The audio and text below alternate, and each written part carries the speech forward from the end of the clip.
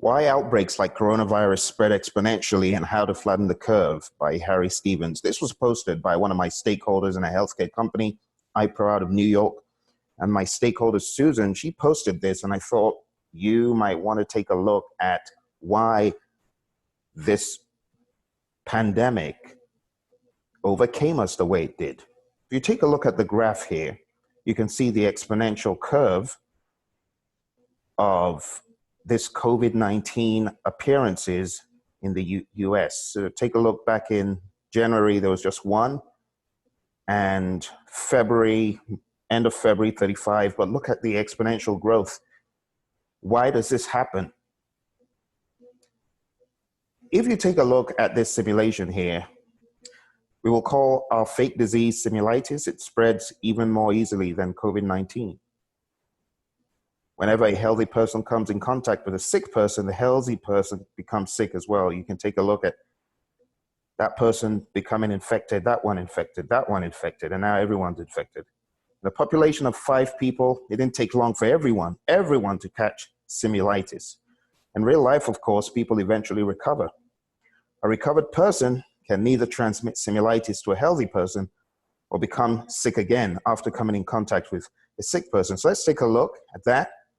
Now infected, but recovered, infected, passed it on, recovered. So they turn pink when they recover. Now everyone's pink, everyone's recovered, and that's quick. That's worst case scenario, everyone gets ill and everyone recovers, but perhaps not the very worst. The very worst is a lot of people could die as a result. So rather than pass it on, you could have instances where people just vanish from the map because they've been overcome with the sickness and they die. We don't want that to happen. Let's see what happens when simulitis spreads in a town of 200 people. We'll start everyone in the town at a random position, moving at a random angle, and we'll make one person sick. So let's take a look at this new simulation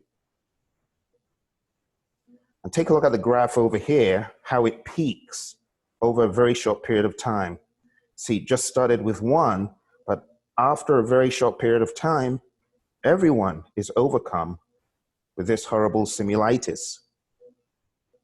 And people are recovering, but of course, in reality, a lot of these would disappear from the map again. People would die as a result, either because they can't be treated or they're just too sick.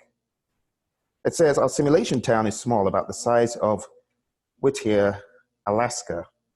So simulitis was able to spread quickly across the entire population.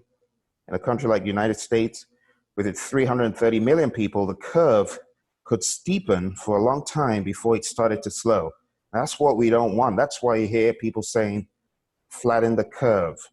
Because if it gets to a peak so quick, the hospitals, the healthcare services are going to be inundated and people will just die as a result of lack of treatment, lack of the facility to be treated.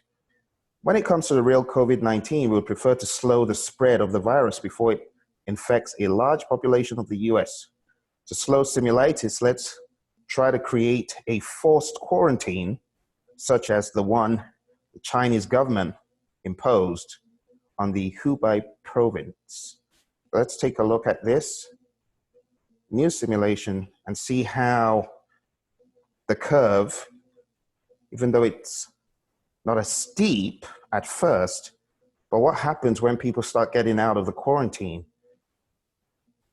They infect everyone else who was quarantined, and the curve develops pretty quick. See? So while it's not as bad as this curve, we could still have some issues, as you can see there. And that's the quarantined solution and the associated graph. Now let's take a look at what social distancing can do. Some people will still go out, maybe they cannot stay home because of their work or other obligations. But when a quarter of our population continues to move around while the other 3/4 adopt a strategy of what health experts call social distancing, mark that number, a quarter, you're going to need to come back to that number later on. So we'll take a look at a quarter of the people moving around.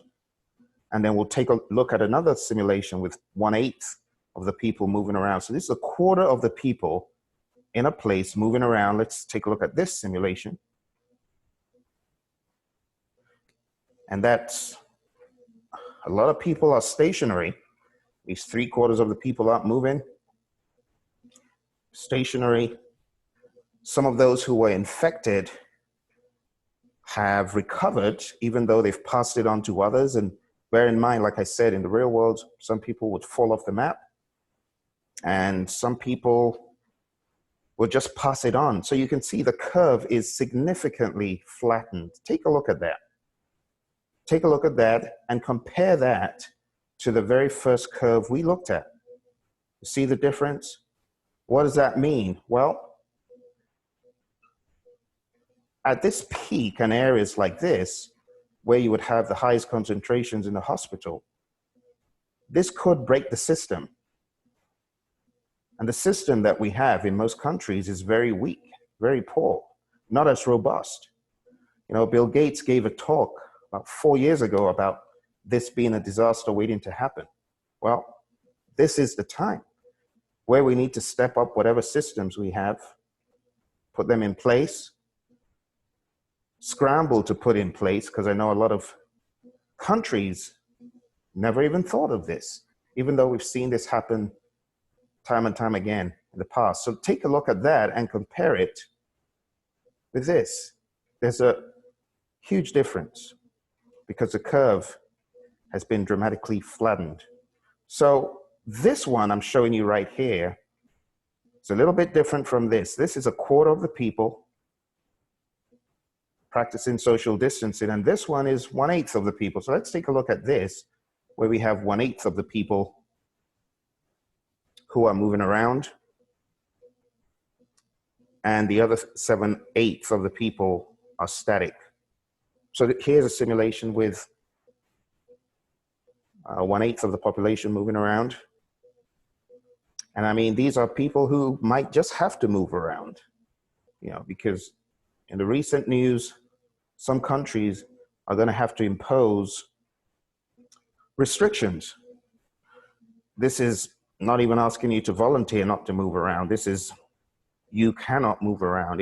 It has to get to that for this to be well effective, to save whatever there is. Otherwise, we'll be going back to the very beginning where we have this. And what happens when this occurs?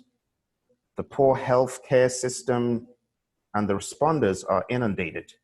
So the idea is to flatten the curve, and how you can help is by following whatever rules are put in place by your government around you, okay?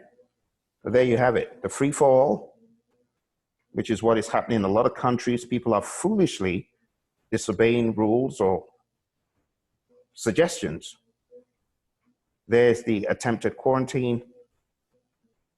There's the 1/4 of people moving around. In other words, 3/4 are socially distancing, and here we have 7/8 socially distancing. This is closer to what we want.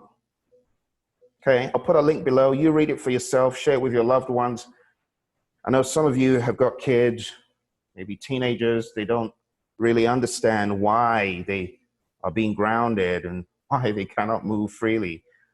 I think watching this will help your loved ones better understand, especially the younger ones understand why this is happening. All right, take care. Bye for now.